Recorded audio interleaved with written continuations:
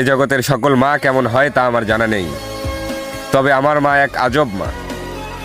মোনাজাতে আমার দীর্ঘায়ু কামনা করে নিজের অসুস্থতার কথা বলতেই ভুলে যায়, অথচ নিজের শরীরের দিকে খেয়াল না করে চোখের পানি ফেলে আমার সুস্থতা কামনায়।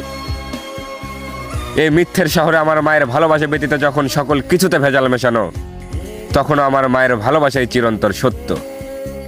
অতঃপর আমি খুঁজে দেখলাম এই সংশ্লিষ্ট বাংলা ভাষায় এমন কোনো বাক্য তৈরি হয় নাই যে বাক্য আমার মায়ের ভালোবাসা প্রকাশের সামর্থ্য রাখে। আমি এই বিশাল মহাকাশে এমন কোনো কিছুই খুঁজে পাইনি যার সাথে তুলনা করে বলবো তাকে আমি তার মতো ভালোবাসি। এক কথায় খোদা যদি তার ব্যতীত অন্য কারো ইবাদতের অধিকার দিত না, আমি নির্দ্বিধায় তোমার ইবাদত করতাম মা।